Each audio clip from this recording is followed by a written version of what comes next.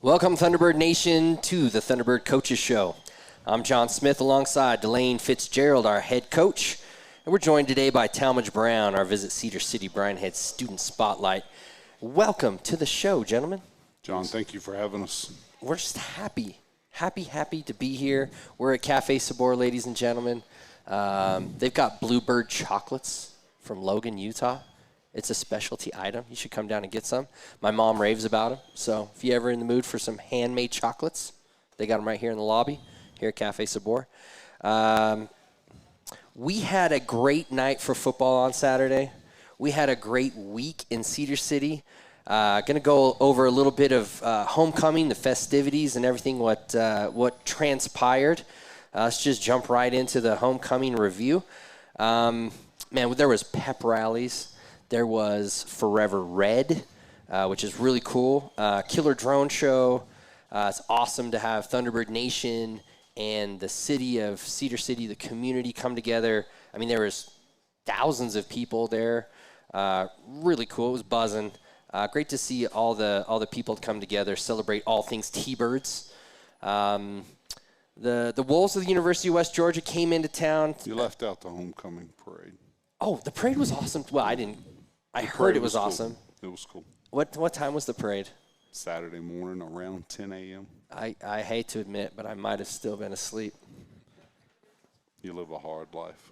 Well, I'll be honest. I might have been awake, but usually I listen. I live like a block away from where they have it, and I've listened for the marching band. And then I'm like, oh, I got to go over to the parade.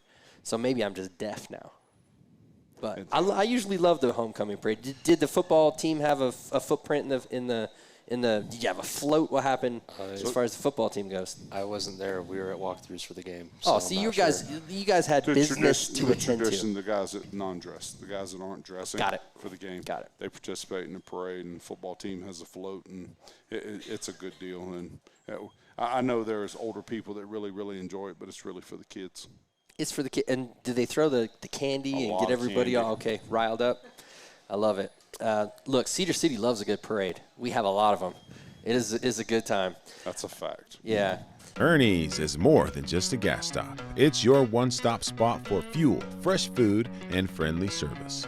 With locations across southern Utah, including one right here in Cedar City, Ernie's makes it easy to fill up and fuel up. Don't forget, Ernie's is home of the world-famous chicken strips, a local favorite that keeps fans coming back. Proudly supporting SUU athletics and proudly serving our community.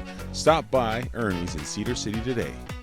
The Wolves of University of West Georgia made the trip to Cedar City to take on our Thunderbirds in front of a sold-out crowd. It was incredible. Student section was massive.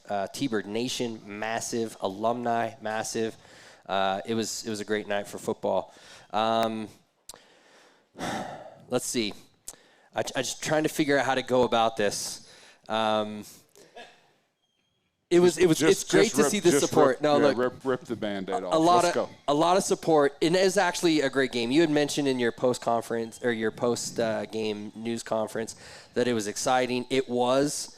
Coach, what is it like to be coming onto the field? It's homecoming. You look around, you see all Thunderbird Nation, you see all the support. Like, it gave me chills. From your perspective, down on the field, what's it like to come running out onto a football field with 10,000 screaming fans? It's always great to have support, and the support here is always strong. John, over the course of my career, I don't pay a lot of attention to what's going on up in the stands. So glad everybody in town, and glad all the alumni got to come back, and glad they were there. And I know the players really, really appreciate it, and the coaches too. We've said it a couple times. Very, very exciting night of football. Do you on homecoming, do you bring in like past players to talk to the guys? Or is it just kind of let's go with the setup that we have week to week? It's a little different each year, and we've had alumni come back and talk. And we had some important alumni that were in town on Saturday, but didn't have anybody speak to the players this year. Okay. Look, a field goal was the difference. Second left in regulation. This was a tough one, but it was a well-fought, exciting game. Let's discuss the game, and let's highlight some of the play of the Thunderbirds. Really, go take us through the first half. Let's talk a little bit about the offense and the defense and how the game transpired. John, we come out and score first. First time we scored first since the first game of the season. So we started a little faster than we had been. But we get them we hold them to a field goal. We hold them to a punt attempt. Their punter shanks the punt. We've got the short field. We were able to get a field goal out of it. Really sluggish on offense to start the game. Took us a while to get going on offense, but we're up 3-0. They come back a couple series later and tie it up 3-3. And then by halftime, John scores 17-3. So we go into halftime. We're down 2 scores, which is not out of the ordinary for us and something we've got to fix. Gotta fix it. Not out of the ordinary, but you wish it was. Yeah, tired of talking about it. Yeah. But we go in down 17-3, come out in the third quarter, and all of a sudden it's 17-17. Yeah. Or let me say this. They scored first in the third quarter. They did. And then we score 3 times. It was 24-3. 24-24. Yeah, it's 24-24, and we're in the ball game and have all the momentum in the football game. That they attempt to fake a punt early in the fourth quarter, and we are able to stop them about 6 inches short, and gives us a short field again. Offense stalls again, and we're regulated to should say we're. How do you say this? We're left only having an option of a field goal attempt. Right. And we kicked a field goal from the exact same spot. We kick field goals every single day in practice, and it just happened that the field goal was wide left. Yeah. So we're still tied 24-24. It goes back and forth a little bit at the end, John. We stall out on a drive that we think we're across midfield or at midfield, and we think we've got a chance to go up and win the football game. We punted the football to them and should have had them inside the 10-yard line. We get a catch-kick interference, kick-catch interference, whatever you call it, gives them 15 yards. But they've got the ball on the 25-yard line with 45 seconds on the clock. Yeah. And are able to flip the field on us and give themselves a field goal opportunity. And then, John, 6 seconds on the clock, the young man hits field goal. Quick question about prevent defense. Were you back? I mean, the whole concept is to not let anything over the head. Yeah, they threw one deep to the edge. We played some, got behind us a little bit. We played some quarter, half, and we played some cover 2. We didn't call prevent. Okay. That there was no prevent defense. Got it. Our players not executing the call prevented us an opportunity to win, but there was no prevent call in there. One of the go routes, one of the vertical routes they hit in between the corner and the safety, it's cover 2. There's no threat in the flat. The corner's supposed to sink on that ball, but he didn't. Why? Who knows? And it looked know. to me like he was trying to play the ball, and I think he just misjudged the depth, and it went over his head, and there you go. I mean, that happens, right? It happened. It sure did. It sure did. On the field goal attempt that we had, I will say I had a great down the line vision of what happened, and they really collapsed that whole right side. I mean, it looked like a big wave and a wall came from one side straight up, and it looked to me that if he had kicked it, I mean, you'll see it in the tape, obviously, but if he would have kicked it at the uprights, it would have been blocked. I mean, they really pushed that side and collapsed it. So, I mean, sometimes you got to tip your hat to good play, and it looked to me like they had the right call on for that field goal. But look, there was a lot of positive things that happened. Coach, your defense was able to improve from last week to this week, only giving up 27 points to an offense that scored over 30 in 4 straight games against some really good teams. They had. Yeah, and then also highlighting the plays, Sebastian Adamski, Josh Dunn combined for 20 tackles. It's nice to have both of them healthy and going, especially Sebastian and the linebackers. I thought had some really nice moments. How valuable is it and to have linebackers that are steady and that can give you those tackles at the line of scrimmage and in the midfield? Yeah, we're hoping with Sebastian back and not being injured, and we've also got Mason Stromstead back. We're hoping with those two back that our run defense will be a little more stable than it's been the last few weeks. Yeah. That was the best we've been on defense, and you said it, since the first game of the year. And then after giving up a lot of rushing yards to UC Davis, we were able not to give up a ton of rushing yards to a team that's their specialty. That's what they do. Yeah, West Georgia had ran over 4 straight teams. They weren't able to do that to us on Saturday night, and frankly, it gave us a chance to be in the ball game late. Yeah, and it seems like they got their yards, but it wasn't as effective on the scoreboard, because they did have over 200 yards in rushing, I believe, but it didn't seem like we were punished for it. Does that make any sense? Well, when you run it as much as they run it, yeah. 200 yards is not a lot. Okay. Yeah, in this day and age, if you're running 70 plays and you got 35 runs and 35 passes, yeah. well, 200 yards, a lot of rushing yards. Yeah. But when you're running it 50-plus times a game, makes sense. Then all of a sudden it's not so much. Yeah, that makes sense of that stat. Safety combo, Blake Stillwell and Cameron Rocha also added 18 tackles. Lando Brown, another nice effort, 2 sacks, 2.5 TFLs. Put decent pressure on the quarterback. What's the importance of the disruption that Lando can bring to a game? Well, Lando was effective with the disruption early, and then it waned on us a little bit as the game went on. Could have used a lot more in the fourth quarter than we got. Anytime, John, but to that concept, anytime you've got great defensive ends and they're getting pressure off the edge, it makes it hard to execute an offense. It sure helps out the linebackers and the DBs behind it, because their job becomes a lot easier when the quarterback has to think he only has 2.5, 3 seconds to throw that football. He starts making some different decisions, and when you have pressure on him, when you don't have pressure on him, he's got 5 or 6 seconds. He can pick you apart. When a defensive front four plays in the backfield, makes it tough to run an offense. Absolutely. You mentioned we had a slow start on offense. I will say this. They caught fire in the second half, erupting for 21 unanswered points. It seemed like you had the tiger by the tail there. It seemed like everything was going our way. What spark or caught fire? Was it an adjustment that you guys did at halftime? Was it just the guys waking up? Give us a little insight onto how we were able to catch fire, where we really didn't do a whole lot the first half, 3 points. We come back in the second half and boom, boom, boom, off we go. What happened there? All of the above. There's always going to be adjustments made as you go through the game. If nothing else, John, the coordinators are talking and they're liking things and disliking other things as the football game goes on. So you're able to make some adjustments that way. I think the young men's mental preparation wasn't where it should have been on offense last week. We were bad in practice on Tuesday, bad offensive practice on Tuesday, and we were a little better on Wednesday. And then Thursday, we were really bad at the end of our offensive team period. And those things signal that you're going to have some struggles on Saturday night. And John, it's more mental than it is physical. You've got to have yourself ready to go long before you get to the game. You play like you prepare.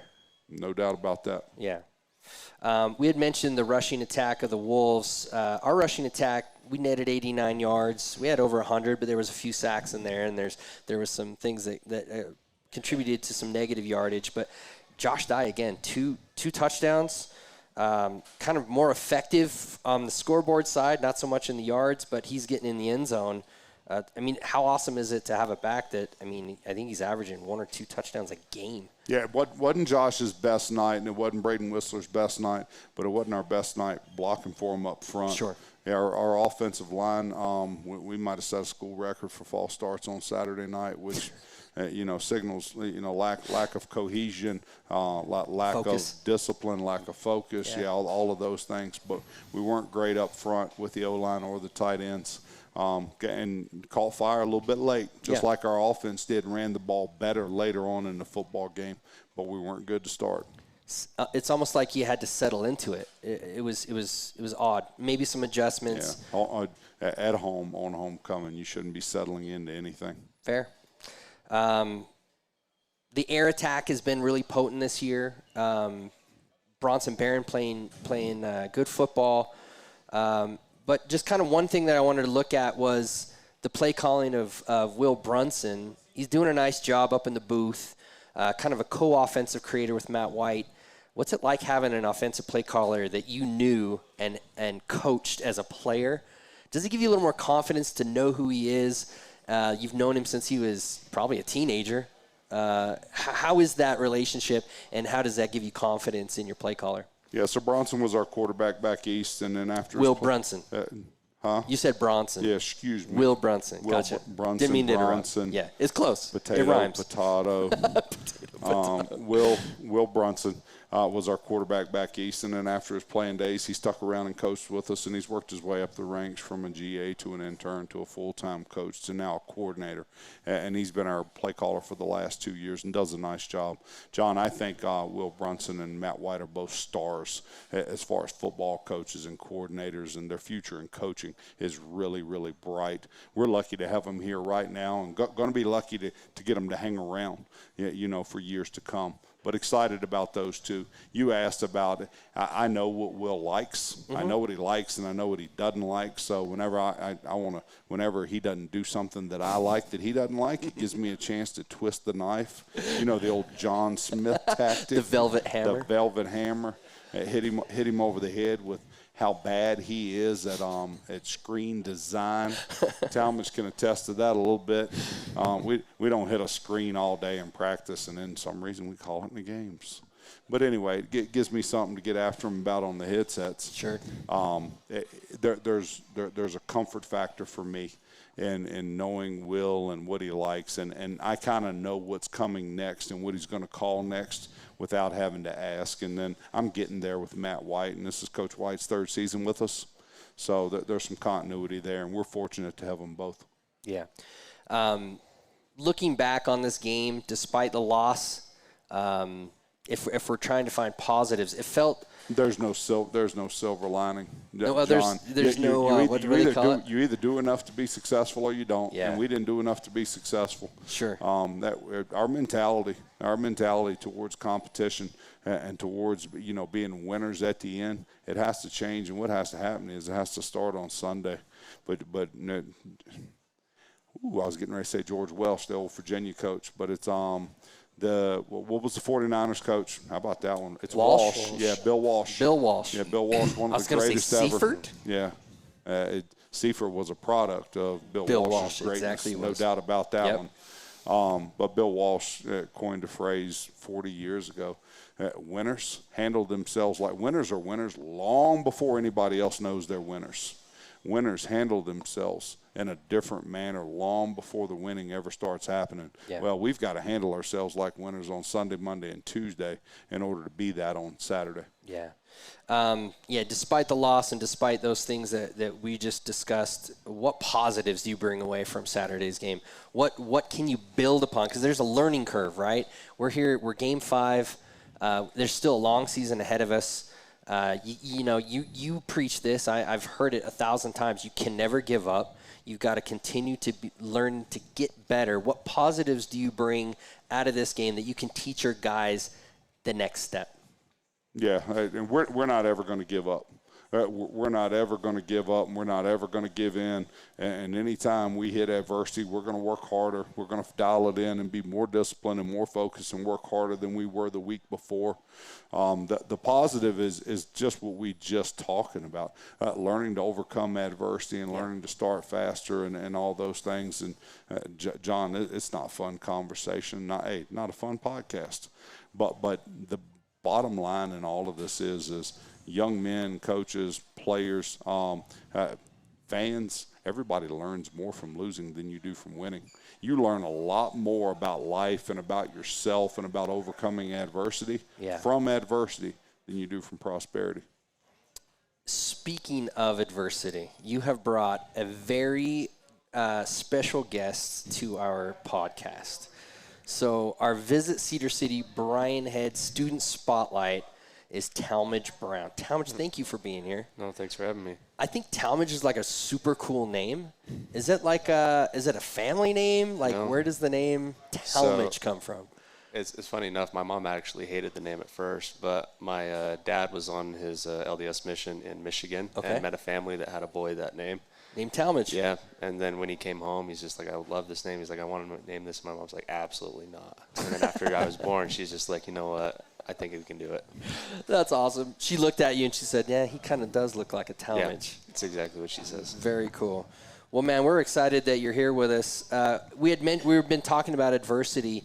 You've got a special path that you've had to come through to be here at SU football. Yeah. Can you give the Thunderbird Nation just kind of a brief overview of your high school career and kind of how you migrated here to SUU, and then as a Thunderbird, can you tell us what's gone on in your football career to get you to the point you are now? Yeah. Started out, I felt like I was a pretty good football player in high school. I mean, obviously. Me too. I felt that way too. Yeah, but I'm one of the, I think, 2 guys left that weren't your recruits. Correct. So I think me and Joe are the last 2 from Demo. So All-American kick returner. I don't even know if Fitz knew that. Have the state record in Utah for average yards per return. Must have been some bad kickoff teams. Hey, Who'd they have running down on kickoff? Stevie Wonder and Ronnie Millsaps? Let the man have his spotlight. Hey. It's his time. it's all right. Utah record for kick return. Average yards per return, 55 and a half yards per return. 55 and a half. Yeah, so I have the Impressive. state record for that. Yeah. After I'm done, I didn't have any offers. So I was originally between like snow, because that was kind of all I had, and then very, very late. It was actually during the track state championship. Coach Elliott called me.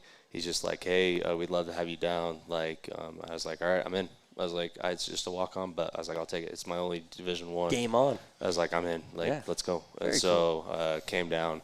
That was in 2019, which also makes me other than Coach Hunt, I've been here the longest. Of any staff member, let alone players. Elder statesman. Yeah. Yeah, I was like, came down, and then during that first fall camp in 2019, tore my knee up pretty bad. Ended up having to do a partial knee replacement, replaced part of my femur with a cadaver, and then they also did a HTO, which is where they cut your tibia in half, and then they realign it so it takes pressure off of the cartilage that they just replaced. Because I was not sound comfortable. I was bone on bone, no. So I was actually, funny enough, I lost 60 pounds in 2 months. I went from 220 to 160. Dang. Just because of I wasn't able to get out of bed, wasn't able to move, wasn't able to eat. That was pretty brutal surgery. Yeah, big time adversity. Okay, Yeah. so here you are, massive surgery, 60 pounds down. You've got to rehab that out. Talk to us. How long was the process, and then when were you able to play football again? So I had the surgery November 19, and then I wasn't even able to walk for about 3 to 4 months after that. Was using crutches. Then luckily I had a really good physical therapist that I was in there every single day. We're doing everything just to try to get it to where I could put weight back on it. Sure. And ended up serving an LDS mission in the middle of it too, just because I couldn't. Well, you couldn't play football. I couldn't play football, so there's Might as well give the good word. Yeah. So was able to go out to Arkansas and do that, and then came home. Funny enough, because my knee was starting to have irritating again, had some scar tissue build up. So had a surgery to do that and clean it up, and then a couple of weeks later had another surgery to take the screws and pins out from when they did the HTO part. Yep. And that was the last knee surgery I had, luckily. And then that was in 2020.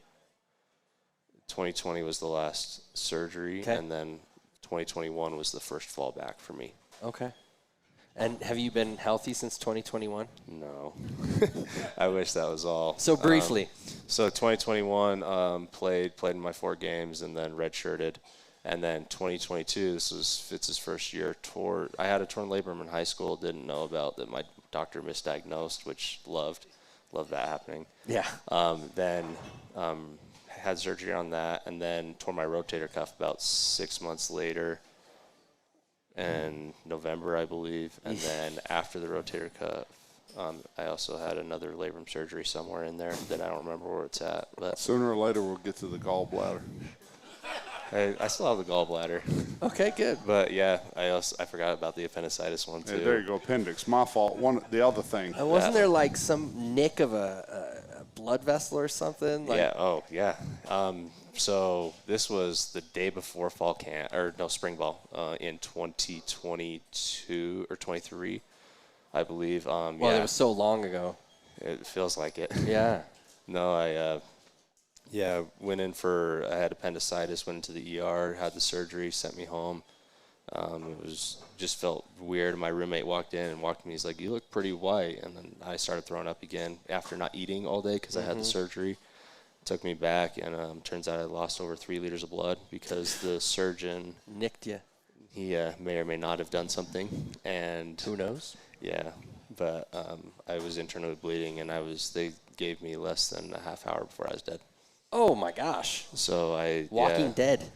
Yeah, actually. So they're just like, "We're so grateful your roommate brought you in," because I was super close to dying. Who's your roommate? Actually, just one of my friends. He's a little older. His name's Tony. Shout out Tony, saving lives. Yeah, but he's a little older, so don't think anyone would necessarily know him. But that's all good. Yeah, he's a great guy, though. Now a lot of people know him. Yeah, great guy. Yeah. So man, the point of this is there's like no quit in Talmage Brown. First of all, no. Despite appendicitis, despite near death, despite shoulders and knees and replacements and femurs and all that kind of stuff, you love football to the point where you're willing to put your body through all that to come and continue your journey here at SUU. Yeah. I mean, there's some days you question it, but at the end of the day, it's... Wait till you're my age. You're going to really question it. I'm trying not to think about that. It's not that bad. It's not. I had a rough patch in college too with a couple of injuries. But my first time here in Talmage Brown is I get the job, second week on the job. Trainer rolls in, says, "I need to talk to you about a couple players." I need to list off a couple of them, and I don't think I ever even met 3 or 4 of them that he named. But he's like, "They shouldn't play football anymore." I was like, "Okay." Mine was one of them. You were one of them. I was. But I had met you.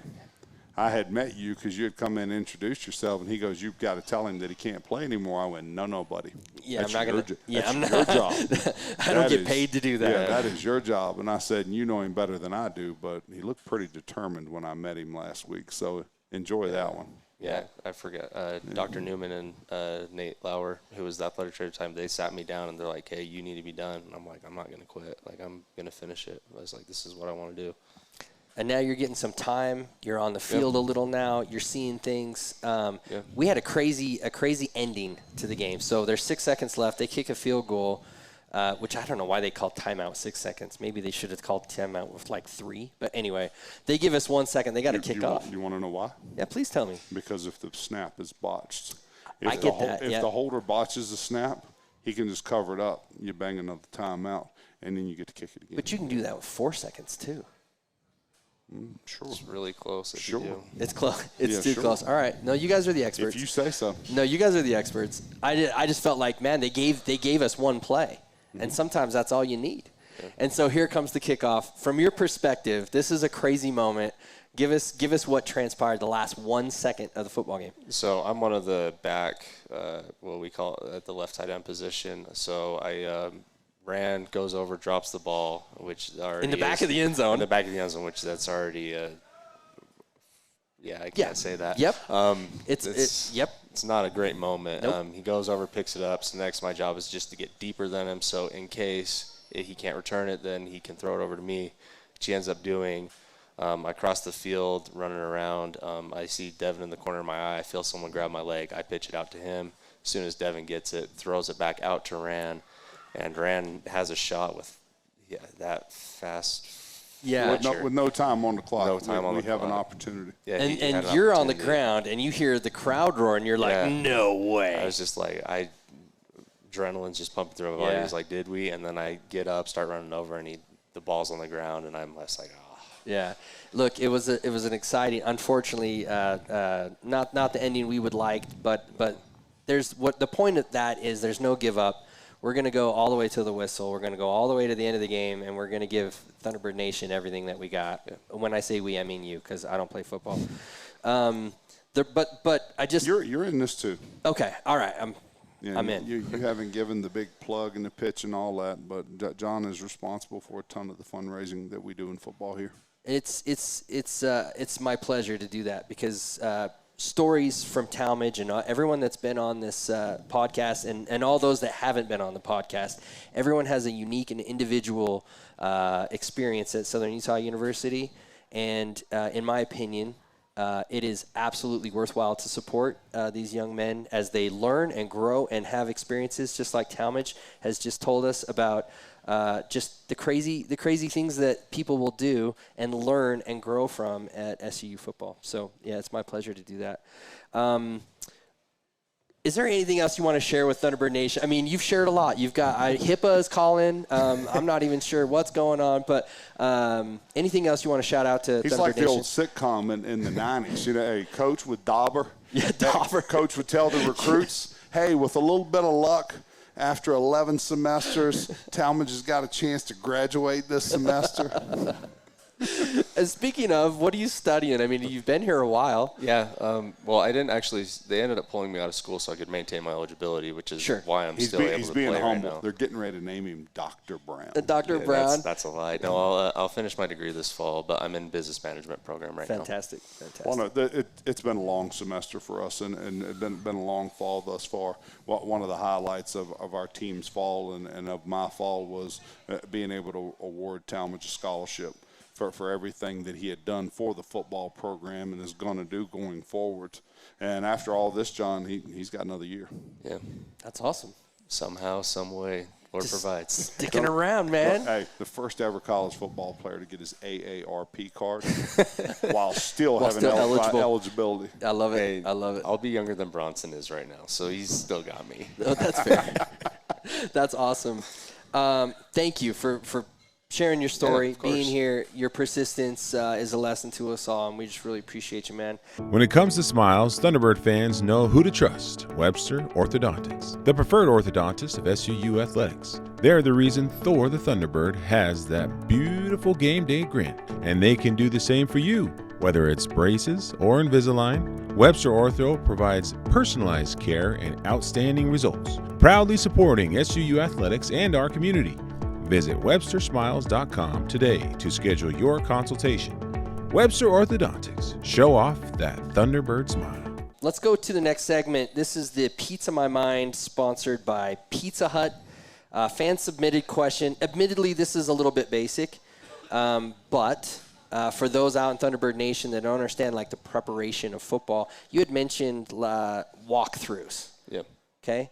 What is a walkthrough, number one? And what, like, does it entail? I know what it is, but I'm just wondering from your perspective, like, if you were talking to someone that never even heard about football, what is a walkthrough and why is it so important? Yeah, I can. So half to you and half to you. So walkthroughs for us it's more the mental side. After you go through the physical preparation of practice, it's just the last mental recap, just being like, hey, here's what we think we're going to get. Here's the looks we're going to get. Here's what we're going to run based off of those looks. Here's how we think we're going to play these techniques. And just kind of walking through, just giving it kind of a last refresh before the test is. Okay, so that's the walkthrough before the game. What about Sunday's walkthrough? Sunday's walkthrough is not as, well, it hasn't been as fun, but it's right now. After a win, it's a party. Yeah, I bet. But it's just a recap of, like, here's our corrections, here's what we need to do. Let's get our bodies moving a little bit. And then after we get done with our corrections, then kind of flush it out of our system, we move on to the preparation for the next team and just kind of give an intro to what we're going to see the next week. Got it. Coach, thoughts? No, I think Talmage hit the nail on the head. You spend all weekend, and John, and football or any other sport is 75+% mental. Yeah. But you're getting the mental and the physical dialed in together, and you know your assignments mentally, and you can execute them physically, and you just kind of put all that together during the week. And then a walkthrough on Friday before game on Saturday, it becomes 95% mental because you're not doing anything physical. Sure. And you're actually. Are you literally walking you're through? You're walking through. Yeah, you're slow walking. Motion. Slow motion. You're walking through assignments and making sure that you know where you're supposed to be and when you're supposed to be there. And Talmage is an offensive player, so we'll take it from an offensive standpoint. Average offensive playbook in college is 130, 135 pages. And then you got variations of those pages because you see you've got to play, but the play works a little bit different once you get going on in the season, or it works a little bit different versus a certain defense. If they show and personnel. Yeah, I got it. And Yeah. so there's plays, but there's also reads on all those plays.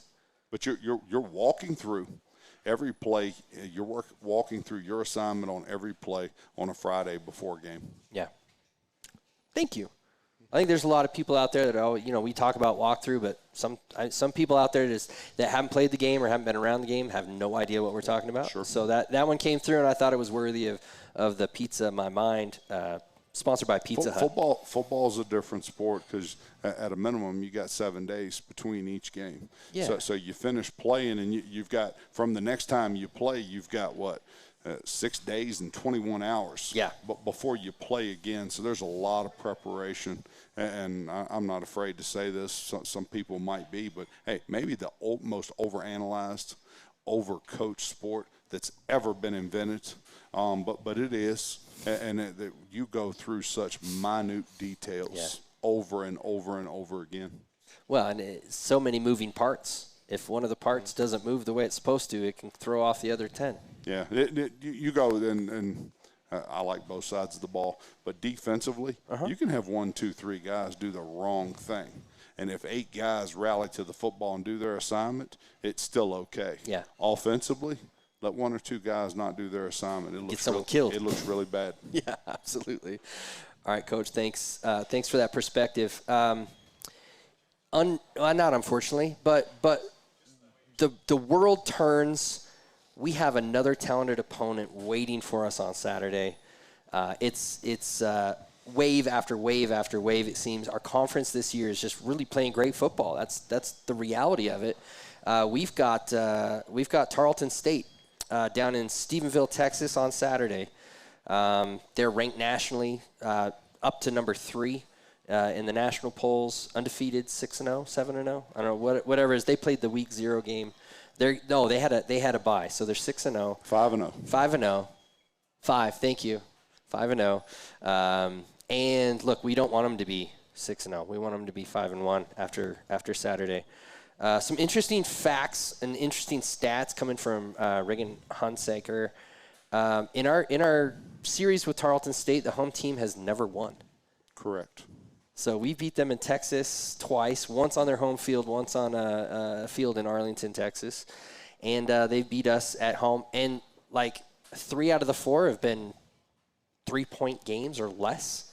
I mean, there is not a better matchup in our conference that is as even, I think, as Tarleton State has been in the last 4 times we've played them.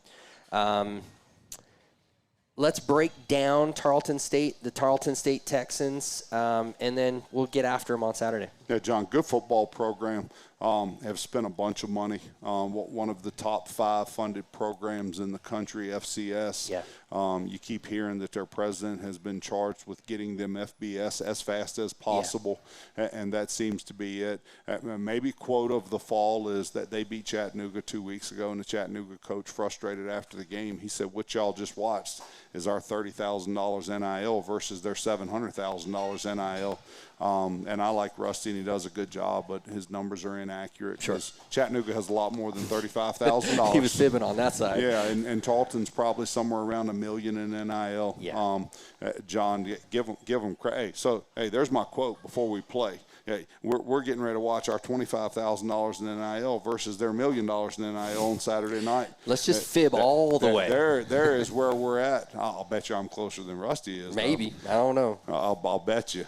But anyhow, give them credit where credit is due, because there's a lot of football teams, basketball teams in this country right now that are giving money NIL, and they blow it. They spend it in the wrong spots. It doesn't translate to wins and losses. It doesn't translate to being good. Yeah. Yeah, Todd Whitten and his staff have translated it to being very good. And, John, this is what they've done. They've recruited good players, and then they've used that money to keep those players home. Absolutely. They've kept them from leaving for other programs to greener pastures. And then they took with the money that was left over and went out and got other good players. Pieces of the puzzle, but not the whole puzzle. They rotate 21 players on defense. Yeah. And it's 21 good players. Depth. And either they think number 10 is a phenomenal player, or whoever's backing him up is not very good, because they won't go there. But as good as good an offense, defense, special teams as we're ever going to see. And if you ever want to doubt how talented they are, they ain't changed the special teams called in a decade. They're really good on special teams. But it's the same special teams that they were running when they were Division II, and they executed, and it's just solid. That they're solid with really good athletes running around. But I got a lot of respect for Todd Whitten, maybe as much or more as anybody in the conference. And then Tyrone does a great job as their defensive coordinator and former SEC defensive coordinator at 2 different spots. He's doing a nice job running the defense there. That's not surprising. It looks like it. Yeah. When they play, they look like they know what they're doing, and they fly around. Yeah. Yeah. Coach Nick's good football coach, good recruiter. So, look, a tall order for the Thunderbirds on Saturday, but as you've heard here, there's not going to be any give up in this squad. We're going to go give them all they want. Talk to us just a little bit about the trip itself, and then let's wrap it up. Give some shout-outs to the people. Yeah, we'll fly to Fort Worth early on Friday. Get off the plane, hopefully get off the plane and get on the bus. We've had some challenges with that over the years, but the hydraulic system on the stairs doesn't work, or the buses don't show up. 2 years ago, we got in a traffic jam. There's no food. I was getting to the traffic jam. Yeah. Yeah. That was after something else happened, though, 2 years ago. No, you're right. Yeah, and then we'll get to the anyway. It's too good a story not to tell. But we're going to sit on traffic on I'm guessing Interstate 90. I hope I got that right. I have no idea. It's I not lived right. there in Dallas, and I still don't even know where the roads are. It's just a big spaghetti bowl. Yeah, it can't be right. But anyway, Interstate 90. We sit there for a couple of hours, but with no traffic. It's an hour. It's an hour and 30 minutes to Stevensville. We'll get in there. That place has a couple of hotels that'll hold us. They have no interest in helping us. So we have the offense in one hotel and the defense in another hotel. Do they have the Chamber of Commerce on NIL or something where they can't get us hotel rooms in one hotel? You got to. No place is better than Nacogdoches, but you go to Stephen F. Austin, and they just said, hey, look, it's a home football game. We're going to sell out anyway. We don't have to help you. And the restaurant said the exact same thing. So Take a hike. Yeah, you're staying at a hotel 20, 25 minutes away, and you're eating 30 minutes away. Stevensville's not quite as bad as Nacogdoches, but you got to love Texas because they Texas love football. love football. Yeah, they like they football. All do. They like football, and they don't like the opponent. I can respect that. But we'll stay in 2 different hotels while we're there, and you pray that the restaurant we're eating at isn't going to give you food poison, and then we're going to get up on Saturday and try to play. And it'll turn October before we get there, so there will be some 18 to 22-year-old young men in pink chaps with cowboy boots standing behind our players, and guys, there will be slurs and religious intolerance, and I'm not going to go any further than that, but I'll tell you this. We had a Tarleton State mother send an email 2 years ago saying, I want to thank you for the way your young men handle themselves, and then I want to apologize for the way our young men act. The Plowboys had a lot of energy and maybe some liquid courage. It bothers me that you remember the names. Do you remember their name? Well, I was going to say something that would get me kicked out of this state, so I'm just going to be. That bothers me. I'm going to be politically correct. Yeah. I'm just going to leave it at that. Yeah, the name's the Plowboys. Standing behind me at 15 yards wearing pink chaps, talking about my mother. Yeah. Okay.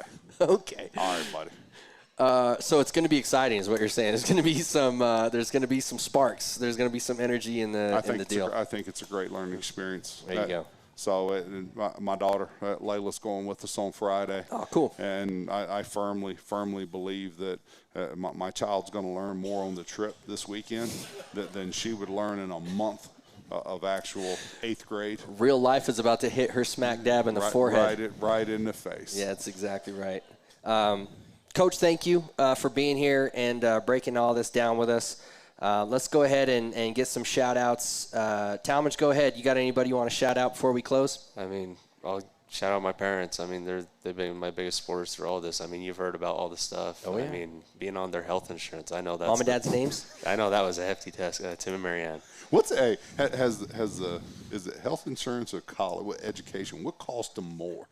Health insurance by far. Because I'm on my own for the college part. Okay. Okay. But yeah, health insurance is that alone. I mean, don't even want to know. Yeah. Your dad and mom are great supporters. Tim's a great supporter of the program. Tim is a good dude now. Love talking to him, and he talks to me often. So he's a really great guy. He might talk to you guys more than me. Yeah, maybe. Well, I don't know about that. But he has supplied you with infinite medical dollars, so. Yeah, well, not anymore. I got cut off last year. Oh, he's cut off. Will you get so old? You're not on the so Cobra old, anymore? Couldn't be on their coverage anymore. I'm only 25, so. Okay, all right. Any other shout-outs, Mom and Dad? My grandparents, aunts, and uncles that all supported me throughout all this. I mean, it's been a long time, but I'm grateful to be where I'm at right now, and even this guy for keeping me on after all that. Sure. Yeah. Talmage, thank you for being here. Thanks for having me. Yeah, we appreciate you. You got some shout-outs? Let's shout out everybody here, Miss Shannon, Regan, Neil and Marguerite Smith, Dave and Jennifer Oberhelman, Miss Marie Tewitt. Thank you guys for being here. Means a lot. Hey, Cedar City and the alumni. I want to thank y'all for Saturday night. This will be hard to say without being funny. But the gentleman in the stands in the 12th row that verbally undressed me on the way to the locker room after the game, I wish you would reveal yourself because I got a lot of respect for it. But I'll take the. It's because he cares. I just hope it wasn't an alum that had come back for the first time in 25 or 30 years. I hope it wasn't somebody on their first one, but he was giving me the business, and hey, yes, I can take it and I deserve it. But I'll summarize real quick. He said, just keep on. Just keep on with your boring mess, and we're gonna sit here with our fingers crossed and hope it works out. Yep. Very articulate argument. It was not the first time, but it was original. Yeah. But hey, shout out to that gentleman. Much love, much respect. Yeah. My shout-outs really quick. The 2010 team that was honored during homecoming. First Great West Conference champions. Some greats. T-Bird greats in that 2010 team. I'm not going to name them all, but also look, we had a bunch of alumni in. The guys that came and said hi and came and partook of the game with us. Chris Garza, Mike Sharp, Brady Meesum, Brent Bailey from the 86 teams, 85, 87 as well. Mark Cranny from the 86 team was here. Naya Ursua, Akili Gray, all these guys are coming back and giving back to Thunderbird Nation, and I just want to shout out those guys specifically. And Coach, thanks for being here. Shout out to you. I know it's not easy. Sometimes things don't go the way you want them to, but I think your process, you're sticking to the process, you're sticking to things, keeping the energy among these guys, and I respect that a lot. So shout out to you. John, we're going to be fine going forward. I'd just like to get there sooner rather than later. Amen. Let's get there together.